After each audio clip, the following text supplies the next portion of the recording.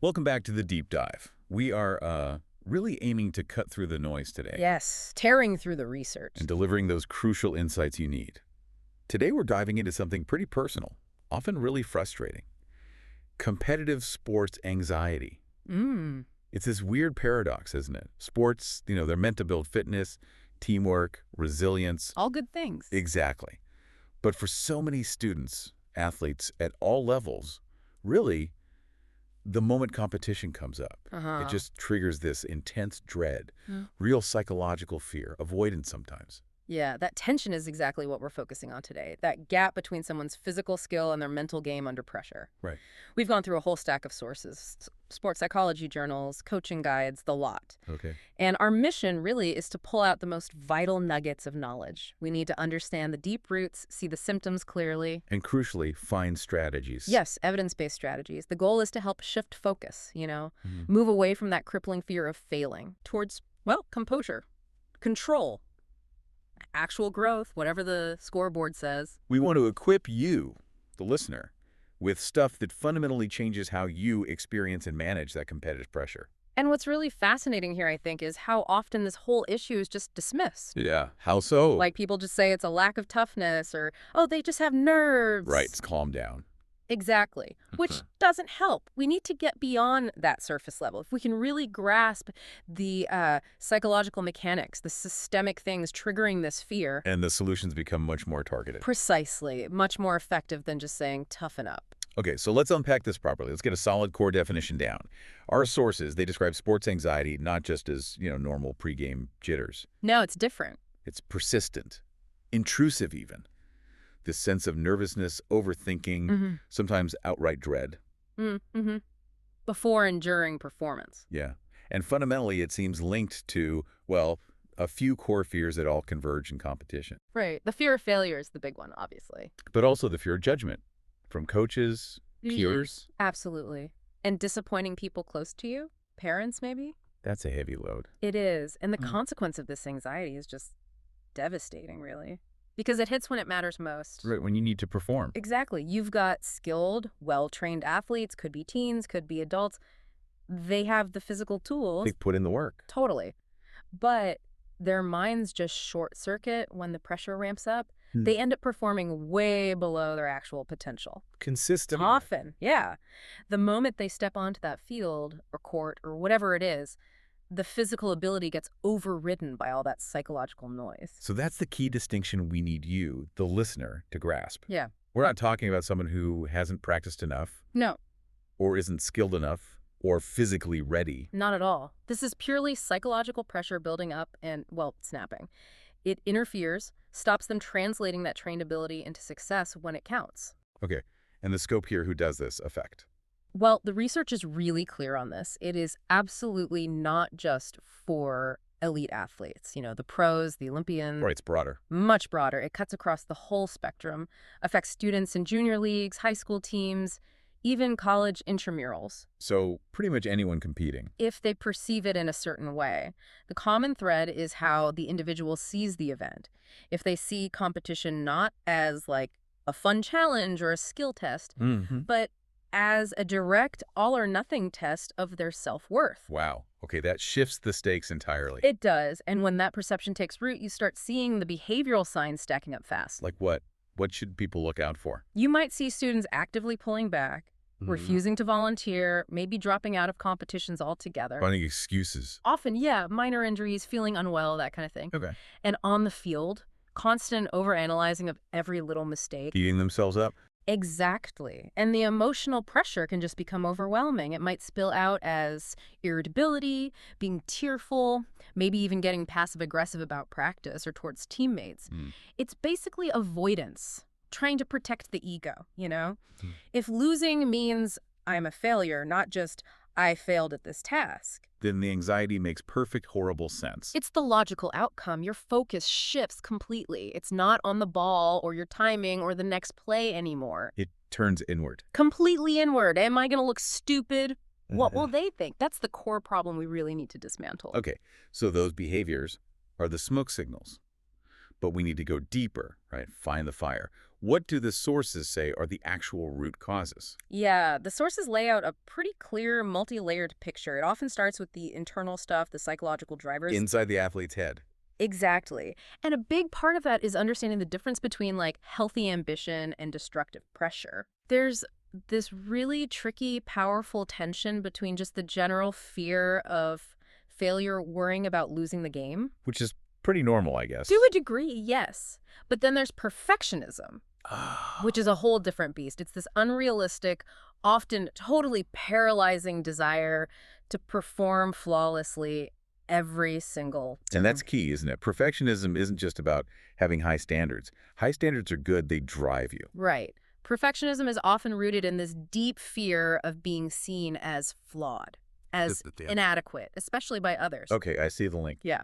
So if a student truly internalizes this belief that anything less than perfect, error-free performance is basically a failure. They're setting themselves up. Totally. They dramatically increase their own cognitive load, they create an impossible standard, and then they become more focused on avoiding mistakes than actually making the play. Which, ironically, probably leads to more mistakes. Often does, yeah. And that impossible standard, it feeds directly into eroding self-confidence. How so? Well, if an athlete is already doubting their abilities, even if they practice well, and then they combine that self-doubt with what the sources call outcome overemphasis. Outcome overemphasis, meaning... Meaning they focus only on the final score, the win, the loss, the medal, not the effort, or getting technically better. Right, just the result. Yeah. Yep.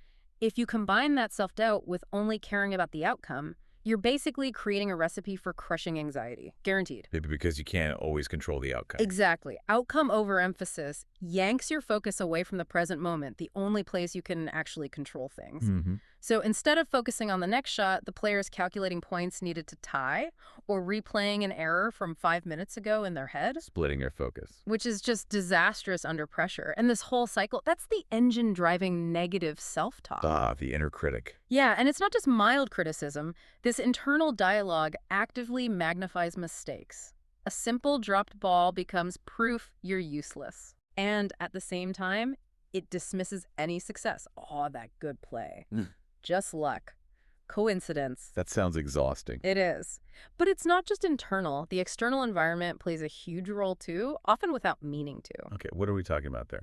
The sources point to what we could call the external triad of people pressure. And sadly, it often starts right where support should be strongest, at home. Parental expectations. Yeah. It can be an incredible weight. When parents are overtly demanding medals or maybe offering big rewards only for winning. Or comparing. Oh, constantly comparing their kid to others on the team or in the league, that sends a really damaging hidden message. What message is that? They unintentionally tie love, value, acceptance to athletic results. Oh, wow. So the game stops being about fun or personal challenge. It becomes this high-stakes emotional transaction. The kid isn't playing for joy anymore. They're playing to keep mom and dad happy or approved of. That's intense.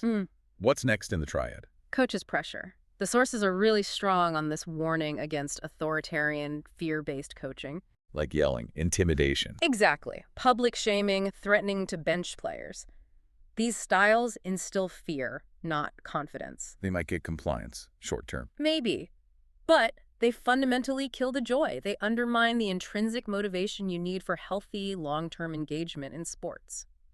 A coach whose main tool is fear is basically a direct source of cognitive anxiety for their players. Makes sense. And the third part? Pure judgment. Can't underestimate this one. Especially for younger athletes. Definitely. The fear of being ridiculed, socially embarrassed, maybe ending up in some mocking meme online. Yeah, that's real now. It's huge. Even if the parents and coach are super supportive, just the pressure of performing perfectly in front of friends and rivals can trigger massive anxiety. Social acceptance is just such a primary driver at that age. Okay, so it's parents, coaches, peers. Yeah. But you mentioned systemic factors too, like baked into the environment. Yes, absolutely. The pressure isn't just person to person. It's often systemic, ingrained in the whole setup. What does that look like? Well, the sources are very clear. Many athletic programs, schools, clubs, they accidentally create and maintain an unhealthy competitive culture. How is it unhealthy? It overvalues victory above everything else, above sportsmanship, personal improvement, teamwork. everything. So if the main measure of success is the championship banner. Then every single student who doesn't reach that top spot feels like an institutional failure. It's incredibly demotivating for the vast majority. And this focus on winning leads to gaps. A critical structural gap, yeah. Schools and programs focus tons on physical conditioning, nutrition, strategy. The physical side. Right, but they almost never provide formal psychological training. Right. How to regulate emotions in sports, how to handle pressure. The mind gets ignored. Even though it's key to performance under pressure. It's arguably the biggest determinant, and then the way recognition works often makes it worse. How so? Limited, top-heavy recognition. If only the star players, the medal winners, get the praise, the budget, the awards. It discourages everyone else. Actively discourages them. It reinforces that destructive idea that your effort, your discipline, your commitment, they're worthless unless you bring home the trophy. Wow. Okay, one more factor before we move on the biological side. This isn't just in the head, right? Absolutely not. Anxiety has a profound physical reality. We have to address this. Okay. Your body naturally kicks into high gear before competition. That's the sympathetic nervous system. Fight or flight. Exactly. You get surges of hormones like adrenaline, cortisol. They're meant to prep the body. So increased heart rate, breathing faster. Sweating, maybe trembling. That's the somatic anxiety. The physical stuff, it's normal. But this is where physical health becomes a psychological shield. If a student's underlying health isn't great, maybe chronic lack of sleep, poor diet causing inflammation, dehydration. Those normal physical symptoms get amplified. Dramatically amplified. The physical stress feels way more intense, overwhelming, maybe even dangerous. Which then feeds back into the mental fear. Precisely. It reinforces the initial anxiety and makes the next competition feel even more daunting. It's a vicious cycle. Okay, this leads us right into recognition, which is so important for you listening if you're coaching, parenting, or experiencing this yourself. You need the checklist. And this is where it gets really interesting because the signs are predictable, specific, and they cross those lines between mind and body. Yeah, we need to break them down systematically so people can spot them. Yeah. Let's start with the somatic indicators. Okay. Things like a constantly racing heartbeat, maybe feeling palpitations, that classic pit in the stomach feeling. Which is actually physiological, right? Blood flow changing. Exactly. Blood being diverted from digestion. You might get lightheadedness, dizziness. Another big one is noticeable muscle tension, shoulders, neck, back often. Which would mess up fluid movement in sport. Definitely. And then there's trouble sleeping, especially the night before a competition. Mind racing, can't switch off. Okay, those are physical. What about behavioral signs? Things a coach or teacher might see. General restlessness is common. Fidgeting, maybe noticeable irritability with teammates or the coach. Snapping at people. Yeah. We mentioned avoidance earlier, but it can be subtle too. Like forgetting crucial gear, procrastinating on getting ready. Psychologically, you might see excessive self-criticism out loud, constant apologizing for tiny mistakes, or just developing this persistently negative doom and gloom attitude about practice or games. That sounds tough to be around too. It can be. And the most frustrating sign for everyone, coach, parent, athlete, is that clear, sustained drop in actual performance. Even though they know they can do better. Exactly. They have the skill, they've done the prep, but the mind creates the ceiling. The anxiety becomes the main barrier blocking their potential. Right. So now we can recognize the signs. Let's get into the why a bit more. The theories behind this. Why is this analytical context useful? Because to really find solutions that work, we need to understand the underlying architecture we're trying to rewire. It's non-negotiable for a deep dive like this. Okay, where do we start? A really foundational one is Martin's multidimensional anxiety theory from back in 1990. Martin's made this vital distinction between somatic anxiety, the physical feelings, heart racing, tension. Right, the body stuff. And cognitive anxiety, the mental side. The worry, the negative self-talk, the fear of failing. Okay, physical versus mental anxiety. Yeah. Why split them? Why is that crucial? Because the research clearly shows they both hurt performance, but they often need different fixes. Different treatments. Exactly. If an athlete's main issue is somatic shaking hands, short breath, You target that with physical regulation techniques, controlled breathing, muscle relaxation. Makes sense. But if it's mostly cognitive anxiety, constantly worrying about being judged, then you need different tools. Thought restructuring, cognitive behavioral stuff, visualization. So you treat the specific type of anxiety. You have to. On the field, somatic anxiety might look like tense, clumsy movements. Cognitive anxiety looks more like hesitation, second-guessing, overthinking simple decisions. Got it. So Martins tells us about the types of anxiety. What about the level? That brings us to the classic Yerkes-Dodson law of arousal from way back in 1908. Yerkes-Dodson. I think I've heard of this one. The inverted U. That's the one. Often called the Goldilocks zone. Not too much, not too little. Exactly. The law basically says performance is best at a moderate level of arousal or anxiety. Too little anxiety, you're maybe sluggish, unmotivated. Like you haven't woken up yet. Right. Too much anxiety, you get overwhelmed, lose focus, performance tanks. Think of it like driving speed too slow, you stall too fast, you crash. So the goal isn't zero anxiety. Definitely not. You need some anxiety. That focused energy gives you motivation, alertness. The goal in sports psych is to help athletes manage it, channel it, stay in that optimal zone of focused attention. Keep cruising at the right speed. Okay, and finally, theories about self-belief. How does that fit in? Crucial piece. We need to look at two key ideas about self-belief that really impact motivation and handling pressure. First, there's Bandura's concept of self-efficacy. Self-efficacy.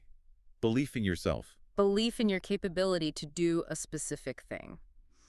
I believe I can execute this specific skill successfully. Okay. You build this belief through practice, through successful experiences, and high self-efficacy acts like a powerful buffer against anxiety when the pressure's on.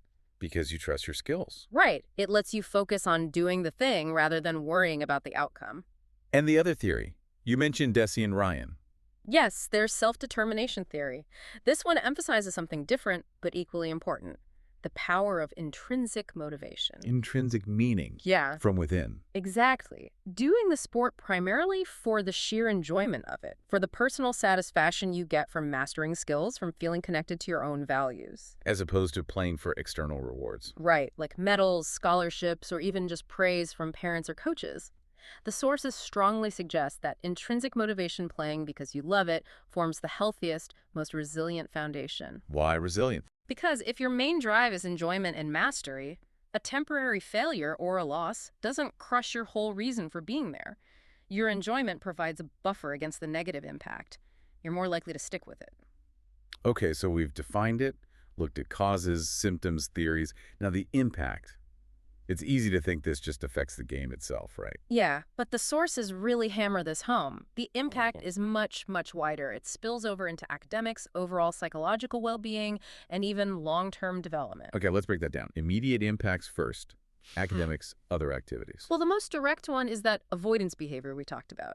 Students might just stop participating in competitions, inter-house, inter-school stuff. Missing out on valuable experience. Totally. Limiting their growth, their exposure to different situations. But beyond that, think about the mental energy drain. From the anxiety itself. Yeah, the constant preoccupation with performance, fear, the rumination, the worry, it's mentally exhausting. And that directly impacts their ability to concentrate in the classroom. Cognitive resources needed for studying just aren't available. So grades might suffer too. It's quite likely, yeah. Then there's the psychological toll on the individual. Which sounds pretty severe. It can be. We see a real erosion of self-confidence, a big spike in self-doubt. The sources mention heightened general stress levels, more irritability, just overall emotional exhaustion. Because the pressure never really switches off. Exactly. If your self-worth feels constantly tied to how you perform athletically, that fear of judgment doesn't stop at the sidelines. It can bleed into every social interaction, every academic task. You're always on high alert. Wow. And socially. Within the team. With peers. It creates barriers. The anxiety often leads to pulling back from the team, from social events. That reduces peer bonding, cuts off potential support networks. Making them feel more isolated. Yes. And worse, if a student is visibly struggling or avoiding things, they might face ridicule or just misunderstanding from peers. Which just reinforces the problem. Tragically, yes. Reinforces the very feelings of inferiority that the anxiety probably stemmed from in the first place. Okay, those are the immediate impacts. But you mentioned long-term implications. This goes beyond school sports. Oh, definitely. If we connect this to the bigger picture, Look, sports are arguably one of the best training grounds for life skills we have. Especially handling pressure. Exactly. Emotional regulation under pressure. If a student doesn't learn how to manage competitive stress and fear of failure in that relatively safe, structured sports environment, They're less prepared for pressure later in life. much less prepared. They're far more likely to develop generalized performance anxiety as an adult. Like in their career. Absolutely. Think about high-stakes situations. Giving a crucial presentation, handling a tough negotiation, interviewing for a dream job. The same feelings might get triggered. Very similar feelings. They essentially miss out on developing that core resilience muscle in a context designed for it. So sports anxiety isn't just about missing a goal or losing a match. Not at all. It's about a lost opportunity for building lifelong emotional resilience. Skills that determine success way beyond any playing field.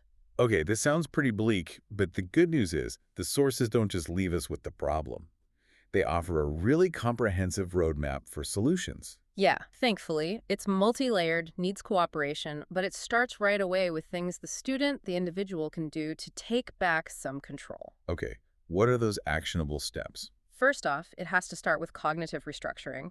The student needs to consciously work on reframing competition, Changing how they think about it. actively changing it, shifting perception from seeing it as this high-stakes test of my worth. Which is terrifying. Right, seeing it as a learning opportunity, or maybe a chance to test how well their preparation worked. Lowering the stakes internally. Yeah. Exactly. That single shift starts to diffuse the pressure because the outcome becomes data, information for next time, not some final judgment on them as a person. Okay, reframing. What else? Supporting that reframe by changing their goals. Focus on process, not outcome. We touched on this with outcome overemphasis. Yes, this is the antidote. Setting specific, performance-based goals, things entirely within their control. Like what? Give me an example. Okay, maybe for a basketball player, I will make sure my shooting form is consistent on every free throw. Or a soccer defender, I will stick to our defensive shape for the first 10 minutes. Things they can actually do. Precisely. Instead of impossible result goals like, I must win this game. Focusing on the process anchors your mind in the present moment, and that's the only place you can actually perform. Right. Makes sense. Then you bolster that with deeper mental conditioning techniques. Like visualization. Yes, positive visualization, but it needs to be specific. It's not just daydreaming about winning. What is it then? It's mentally rehearsing the successful execution of skills, especially under pressure. Really feeling the muscle movements, hearing the crowd maybe, seeing the ball go where you want it. It builds neurological familiarity with success. Training the brain. Kind of, yeah. And you pair that with self-affirmation practice, actively catching and replacing that negative self-talk we discussed. How does that work practically? The student has to identify their common negative thoughts, I always choke, I'm not good enough, and consciously replace them with pre-prepared, positive, but realistic statements. Okay, so mental prep is key. What about in the moment when the anxiety spikes? Need immediate tools then, reliable regulation techniques. This gets back to Martin's somatic anxiety, the physical stuff. How do you tackle that? The sources strongly recommend developing simple, repeatable pregame rituals. Like superstitions. Not necessarily superstitions, more like routines. Could be listening to a specific song, doing a particular stretch sequence, a minute of quiet focus, something that establishes a sense of control and familiarity before things get intense. Creates a predictable anchor. Exactly. And the most direct physical control tool is controlled breathing techniques. The 4-7-8 method you mentioned. That's a really effective one, yeah. Let's explain why it works so well. Wow. You inhale quietly through the nose for 4 seconds. Okay. Hold the breath gently for a count of 7 seconds. And then exhale slowly and completely through the mouth for 8 seconds. Longer exhale. That slow, long exhale is the key. It actively stimulates the vagus nerve. Which does what? The vagus nerve is basically the main highway to your parasympathetic nervous system. That's your body's rest and digest system, the opposite of fight or flight. So the breathing triggers the calming system. Precisely. By engaging it, the athlete can physically, actively lower their heart rate, calm the shakes, counteract that adrenaline surge. But it needs practice, needs to become automatic under pressure. Got it. Breathing is a powerful tool. Hugely powerful. And underpinning all of this is the absolute foundation. Physical preparedness. Diet, sleep, hydration. Cannot emphasize it enough. A balanced diet, getting enough consistent sleep, staying properly hydrated. These minimize those raw physiological anxiety symptoms we talked about earlier. Makes the body less reactive to the stress. Much more resilient. If the body is rested and well-fueled, it can manage that normal adrenaline spike much more effectively without it tipping into overwhelming anxiety. Okay, so lots the student can do, but you said it's systemic too. What needs to change in schools with coaches? Yeah, the individual work is vital, but they're operating in a system. So systemic change is crucial. It starts with the curriculum, really. How so? Schools and teams need to incorporate mandatory sports psychology sessions, make it part of physical education, part of team training, proactively teach emotional regulation, stress management, treat the mental side as seriously as physical conditioning. Take the mind seriously. Absolutely. And coaches, they need specific retraining. What kind of training? The sources are clear. Mandatory coach training focusing on supportive, constructive, mastery-oriented methods. Moving away from fear-based stuff. Completely. Coaches need to learn and use feedback models like the sandwich technique, positive comment, area for improvement, positive comment, again, that emphasize encouragement over fear.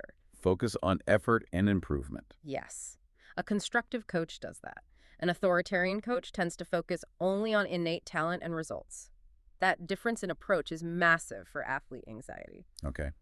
What else institutionally? A huge one is shifting how recognition works. Equal recognition. Meaning? Schools and clubs need systems that celebrate the process values across the board. Discipline, effort, commitment, teamwork, personal bests. Not just the medals and top scores. Exactly. Celebrate those things for the entire team, not just the stars. When effort and improvement are consistently praised, it massively boosts that intrinsic motivation for everyone. Makes sense. And one more practical thing, integrating mindfulness practices. Simple stuff like yoga, meditation, even just quiet focus drills. Making them part of warm-ups or PE can build really powerful centering pre-competition routines. Okay, coaches in schools. What about parents? Their influence seems huge. It's often the most intense, yeah. Their role has to shift towards encouragement over expectation. Easier said than done sometimes, maybe. Perhaps. But parents must prioritize appreciating the participation, the effort, way above the results. It might require some honest self-reflection from the parent.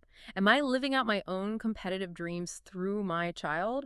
Or am I genuinely supporting their journey? That's a tough question. It is, but a necessary one. And this needs to show up in how they talk after the game. The post-game chat. Yeah. Engage in healthy conversations. Focus on what the child learned, what parts of their strategy worked, what felt fun, rather than immediately dissecting mistakes or dwelling on the loss. Make it constructive. And positive. Furthermore, parents can actively model resilience. Share your own stories. Talk about times you failed or felt disappointed and how you recovered. Normalize setbacks. Exactly. It reduces the shame around losing. Turns mistakes into teachable moments, not signs of character flaws. Okay, lots of solutions there. You mentioned a reflection toolkit for the listener. Yeah, just a couple of quick things to help internalize all this. Right. First, ask yourself that core diagnostic question. What's the real source of my competitive fear? Is it failure itself? Is it being judged? Is it letting others down? Pinpointing that helps guide the solution. Know your enemy. Sort of, yeah. Then, clarify what you can control. Maybe literally write it down. What parts of this event can I actually influence? My effort, my focus, my technique? And what parts are totally outside my control? The ref's calls, the weather, how good the opponent is today? You have to consciously decide to focus only on what's in your column. Let go of the rest. Let go of the rest. And finally, integrate those daily affirmations that we touched on. Actively use them to replace negative self-talk. Things like, I compete to grow, not just to prove my worth. Or, my effort and commitment define my success today, not the final score. Say them, believe them. #outro. Okay, so what does this all really boil down to for you, the listener? Our deep dive today shows pretty clearly that sports anxiety is, well, complicated. It's a complex tapestry, isn't it? Woven from those internal psychological fears. Yeah, the external pressures from parents, coaches, peers. And often that institutional culture that maybe accidentally prioritizes winning over actual development. Right, so the solution isn't simple either. It needs that multifaceted approach. The student doing the internal work. Parents providing the right kind of support. And schools and coaches making those systemic changes. But the key thing is this is a highly solvable problem. It's not some fixed personality trait. That's hopeful. It really is. The research, including stuff highlighted by the APA recently, consistently shows that early interventions work. Teaching stress management, cognitive reframing, focusing on mastery goals. These significantly reduce sports anxiety in young people. So understanding the difference between somatic and cognitive anxiety. Knowing how to use tools like that 4-7-8 breathing? It's not just about game day. Not at all. These are tools for life. The knowledge you've picked up today can genuinely transform your relationship with competition. It gives you the power to shift your internal dialogue and maybe even advocate for changes in the environments around you. Right. And that brings us to our final provocative thought for you to mull over. Okay, leave us with something to think about. If sports really are supposed to be this training ground for life, then maybe the true spirit isn't just found in the victory. Maybe it's found in the courage it takes just to show up, to commit to improving, to persevere, even when those stakes feel incredibly high, even when you might fail. Shifting the definition of success. Exactly. If we as parents, coaches, institutions, as a society really can genuinely shift the focus away from just winning medals towards building robust mindsets, mindsets that value effort, growth, integrity, We're not just making better athletes. we're fundamentally preparing more resilient, more self-assured individuals, people ready for any high-pressure scenario life throws their way. So the challenge to you, the listener, Is to reflect. Where do you need to apply this resilience mindset? Maybe it starts on the playing field, sure, but where else? That next big project at work, that difficult conversation, that nerve-wracking presentation. Where can you compete to grow, not just to prove?